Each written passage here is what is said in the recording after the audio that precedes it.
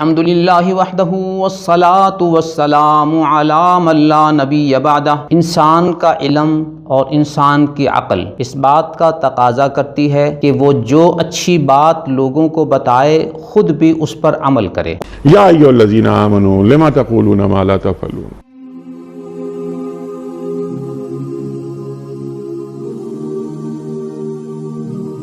قرآن کریم میں سورہ صف کی آیت نمبر 2 میں اس بات کی ترغیب بھی دی گئی ہے اور ایسا نہ کرنے والوں کو ناپسندیدہ نظر سے دیکھا گیا ہے۔ ارشاد ربانی ہے، یا ایھا الذین آمنوا لما تقولون ما لا تفعلون، اے ایمان والو جو تم کہتے ہو وہ کرتے کیوں نہیں۔ اس اصول کی روشنی میں آج ہم اپنے دور کے ایک میڈیا اسکالر کے قول و عمل کو پرکھتے ہیں۔ دور حاضر میں ہمارے ایک میڈیا اسکالر جو ٹی وی چینلوں پہ بیٹھ کے بہت لمبے چوڑے لیکچر دیتے ہیں، لیکن جب ہم قرآن کریم کی اس آیت کی روشنی میں ان کے قول و عمل کو دیکھتے ہیں تو ہمیں واضح تضاد نظر آتا ہے۔ اس سلسلے میں آج ہم آپ کی خدمت میں انہی کی تحریرات کی روشنی میں اور ان کے اپنے عمل کی روشنی میں 3 باتیں آپ کے سامنے عرض کریں گے۔ نمبر 1، موصوف میڈیا اسکالر نے اپنی کتاب میزان کے صفحہ 563 پر دعوت کی حکمت عملی بیان کرتے ہوئے لکھا ہے کہ اپنے مخاطب کے معتقدات کی تردید اور اس کی محبوب شخصیتوں پر تنقید میں بھی ایسا اسلوب اختیار نہیں کرنا چاہیے جو اس کے اندر حمیت جاہلی بھڑکانے کا باعث بن جائے۔ اپنی گفتگو میں یہ بات خاص طور پر ملحوظ رکھنی چاہیے، اپنے اور مخاطبین کے اکابر میں ترجیح و تفضیل کی بحثوں سے جہاں تک ہو سکے گریز کیا جائے۔ یہ اصول بظاہر بڑے سنہری ہیں، بڑے خوبصورت ہیں، لیکن عام طور پر ہمارے معاشرے کو ایسے اسکالرز سے یہ شکوہ رہتا ہے کہ آپ چینلوں پہ بیٹھ کے بڑی خوبصورت باتیں کرتے ہیں، لیکن جب وہ ذمہ داری آپ پر آن پڑتی ہے تو آپ اپنے ہی اصولوں سے گریز کرتے ہوئے نظر آتے ہیں۔ بعینی اسی طرح ہمارے اس میڈیا اسکالر کا اگر آپ آئندہ کلپ سن لیں گے تو آپ کو اندازہ ہو سکے گا کہ موصوف کے قول و عمل میں کتنا تضاد ہے۔ تو یہ بیچارے جن کا یہ آپ مقدمہ بیان کر رہے ہیں، یہ تنہا اگر تو مجرم قرار دینا ہے تو میں اس سے برات ظاہر کرتا ہوں، اور اگر سب کو قرار دینا ہے تو پھر یہ سب کو قرار دے دیں، سب کو ایک ہی لاٹھی سے آنکھیں۔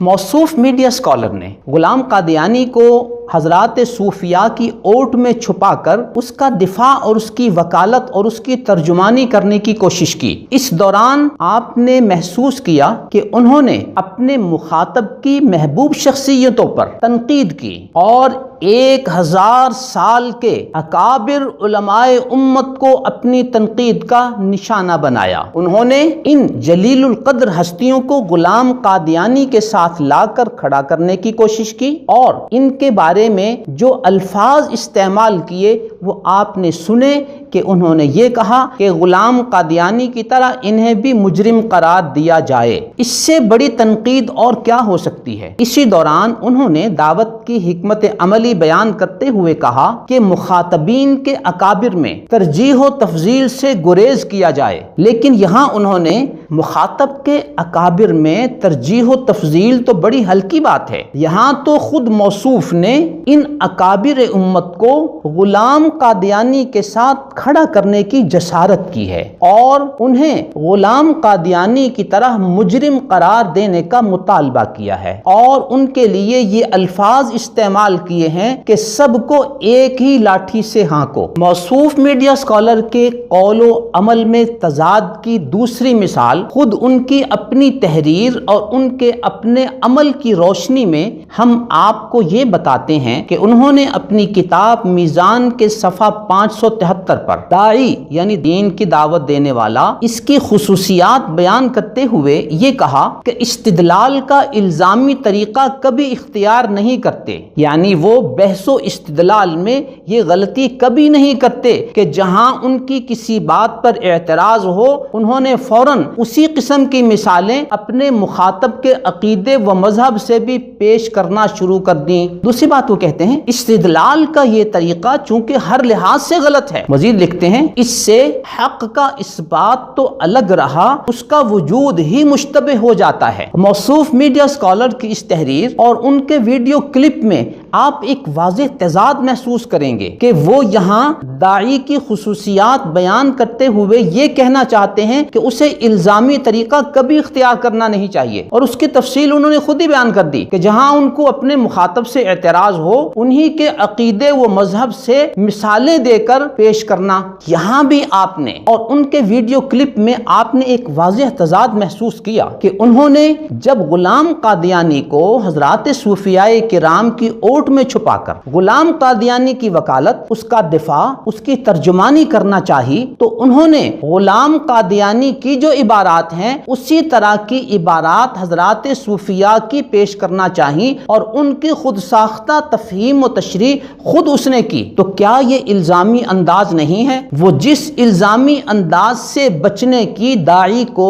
ترغیب دے رہے ہیں، خود ہی اسی الزامی انداز کو اپنے اس ویڈیو کلپ میں انہوں نے اختیار کیا۔ یہ ان کے قول و عمل کا ایک واضح تضاد ہے۔ موصوف میڈیا اسکالر نے اپنی تحریر میں لکھا کہ استدلال کا یہ طریقہ چونکہ ہر لحاظ سے غلط ہے، جب یہ الزامی انداز کا استدلال اسے وہ خود غلط قرار دیتے ہیں، تو جب انہوں نے حضرات صوفیاء کی عبارات سے الزامی انداز میں استدلال کرنے کی کوشش کی تو خود ان کی اپنی تحریر کی روشنی میں ان کا یہ انداز استدلال غلط ہو گیا یا نہیں؟ یقیناً غلط ہو گیا۔ اب آپ موصوف میڈیا اسکالر کی تیسری تحریر سنیں جس کی روشنی میں آپ کو موصوف میڈیا اسکالر کے قول و عمل کا واضح تضاد نظر آئے گا۔ وہ اپنی کتاب میزان صفحہ 552 پر داعی کی بابت کہتے ہیں کہ ان کے قول و عمل میں کسی پہلو سے کوئی تضاد نہ ہو، یعنی داعی کے قول و عمل میں کسی پہلو سے کوئی تضاد نہ ہو، وہ جس چیز کے علم بردار بن کر اٹھیں سب سے پہلے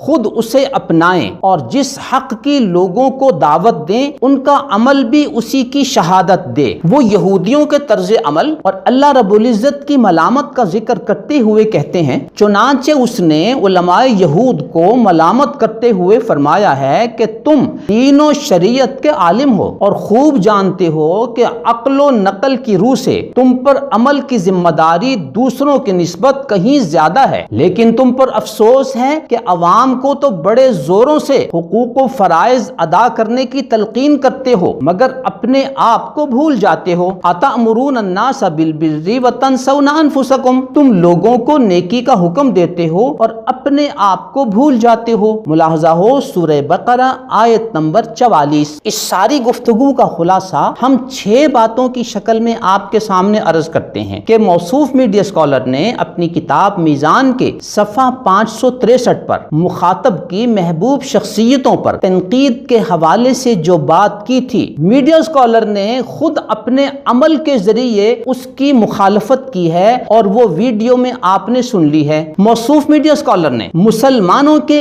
1000 سالہ محبوب علماء اور محبوب شخصیات کو نشانہ تنقید بنایا ہے۔ اس سے بڑی تنقید اور کیا ہو سکتی ہے کہ اس نے ایک کذاب و دجال غلام قادیانی کے ساتھ ان اکابرین امت کو کھڑا کرنے کی کوشش کی ہے اور یہ مطالبہ کیا ہے کہ غلام قادیانی کی طرح ان کو بھی مجرم قرار دیا جائے۔ آپ نے حضرات صوفیہ اور ان کے عقیدہ ختم نبوت کے حوالے سے ہماری سابقہ گفتگو کی روشنی میں یہ تو واضح طور پر محسوس کر لیا کہ موصوف میڈیا اسکالر ان اکابرین امت کو غلام قادیانی کی صف میں کھڑا کرنے میں تو ناکام ہو گئے لیکن خود غلام قادیانی کی صف میں کھڑے ہو چکے ہیں۔ آپ نے سنا کہ موصوف میڈیا اسکالر نے اپنی اس گفتگو میں یہ کہا کہ ان کو ایک ہی لاٹھی سے ہانکو۔ یہ کن اکابرین امت کے بارے میں اتنا گستاخانہ جملہ استعمال کر رہے ہیں؟ حضرت بایزید بستامی، حضرت شبلی بغدادی، جناب ابن عربی، حضرت شہاب سہروردی، امام غزالی، حضرت مجدد الفسانی، حضرت شاہ ولی اللہ دہلوی، حضرت شاہ اسماعیل دہلوی رحمۃ اللہ علیہ، ان اکابرین امت کے بارے میں اتنا بے ادب اور گستاخانہ جملہ انہوں نے استعمال کیا کہ غلام قادیانی کی تائید میں ان سب کو ایک ہی لاٹھی سے ہانکو۔ ان اکابرین کی عظمت اور ان کی جلالت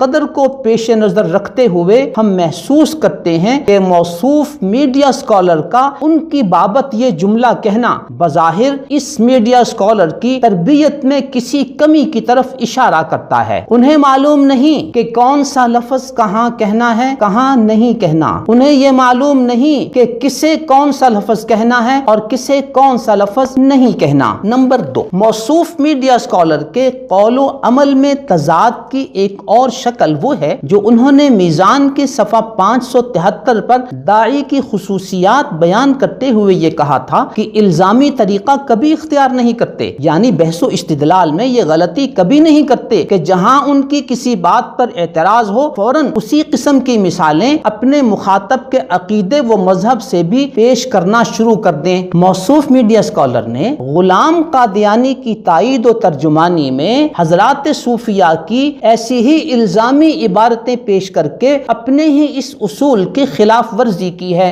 یہاں موصوف میڈیا اسکالر نے اس الزامی انداز کو بحث و استدلال کی غلطی قرار دیا اور وہ خود اس غلطی کے مرتکب ہو گئے کہ انہوں نے خود الزامی انداز اختیار کر لیا۔ نمبر 3، موصوف میڈیا اسکالر نے اپنی تحریر میں خود یہ کہا ہے کہ استدلال کا یہ طریقہ ہر لحاظ سے غلط ہے، اور یہ غلط طریقہ استدلال خود موصوف میڈیا اسکالر نے اپنی گفتگو میں اختیار کر کے خود ہی اپنے آپ کو اور اپنے موقف کو غلط قرار دے دیا کہ اس نے غلام قادیانی کی تائید و ترجمانی میں حضرات صوفیاء کی عبارات کو جب استدلال کے الزامی انداز میں پیش کیا تو خود اپنے بقول انہوں نے اپنے اس استدلال کو غلط قرار دے دیا۔ نمبر 4، انہوں نے اس الزامی انداز استدلال کے بارے میں خود اپنی تحریر میں یہ لکھا کہ حق کا اس بات تو الگ، اس کا وجود ہی مشتبہ ہو جاتا ہے۔ یہاں موصوف میڈیا اسکالر نے اس الزامی انداز استدلال سے وہ جس غلام قادیانی کے موقف کو ثابت کرنا چاہتے تھے ان کی اپنی ہی تحریر کی روشنی میں اس موقف کا وجود ہی مشتبہ ہو جاتا ہے۔ نمبر 5، انہوں نے اپنی میزان کے صفحہ 552 پر لکھا ہے کہ حقوق و فرائض کی تلقین اور خود کو بھول جانا یہود کی عادت ہے۔ شاید بڑے افسوس کے ساتھ ہم اور آپ یہ کہہ سکتے ہیں کہ موصوف میڈیا اسکالر اسی جرم کے مرتکب ہو گئے جس کو وہ یہودیوں کی علامت قرار دے رہے تھے۔ 6 نمبر پر موصوف میڈیا اسکالر نے یہودیوں کے اس طرز عمل پر اللہ تعالیٰ کی طرف سے جو ملامت آئی اس کا ذکر اس آیت کے ساتھ کیا کہ اتأمرون الناس بالبر وتنسون انفسکم، تم لوگوں کو نیکی کا حکم دیتے ہو اور خود کو بھول جاتے ہو۔ ملاحظہ ہو سورہ بقرہ آیت نمبر 44۔ تو یہاں موصوف میڈیا اسکالر خود اس آیت کی مخالفت کے مرتکب ہو رہے ہیں کہ وہ جو سنہری اصول اپنی کتاب میں اپنے قارئین کو اپنے مخاطبین کو بتا رہے ہیں خود ہی وہ اس کی مخالفت کر رہے ہیں اور ان پر عمل نہیں کر رہے۔ نیز سورہ صف کی آیت نمبر 2، یا ایھا الذین آمنوا لما تقولون ما لا تفعلون، اے ایمان والو جو تم کہتے ہو وہ کرتے کیوں نہیں۔ موصوف میڈیا اسکالر اپنے قول و عمل کے اس تضاد کی وجہ سے اور اپنی تحریر میں بیان کردہ اصول اور اپنے اس ویڈیو کلپ میں بیان کردہ گفتگو سے خود ایک واضح تضاد کے مرتکب نظر آ رہے ہیں، اور واضح طور پر محسوس ہوتا ہے کہ ان کے قول و عمل میں کتنا تضاد ہے۔ یہ 3 مثالیں ان کی تحریر اور ان کے اس ویڈیو کلپ کی روشنی میں آپ کے سامنے بطور نمونہ عرض کر دی گئی ہیں۔ یہاں ان کے فالوورز بخوبی اس بات کا اندازہ لگا سکتے ہیں کہ وہ جب چینل پہ بیٹھ کے گفتگو کرتے ہیں تو بڑی خوبصورت گفتگو ہوتی ہے، جب وہ اپنی کتاب میں کوئی تحریر لکھتے ہیں تو وہ پڑھنے میں بڑی اچھی لگتی ہے، لیکن جب اس قول و عمل کو ملا کر دیکھا جاتا ہے تو ان میں کتنا واضح تضاد نظر آتا ہے، اور یہ تضاد آپ کو اور ان کے قول و عمل ان کی تحریر و گفتگو میں یہ واضح تضاد آپ کو جا بجا نظر آئے گا۔ اس سے آپ اندازہ لگا سکتے ہیں کہ ان کی دعوت میں کتنی صداقت ہے، ان کی تحریر میں کتنی جان ہے، ان کی گفتگو میں کتنا وزن ہے۔ اللہ تعالی ہمیں اور آپ کو ان کے اور ان کی دعوت کے بارے میں صحیح فیصلہ کرنے کی توفیق عطا فرمائے، آمین۔ نظروا للطيبة ونور طه يسطعون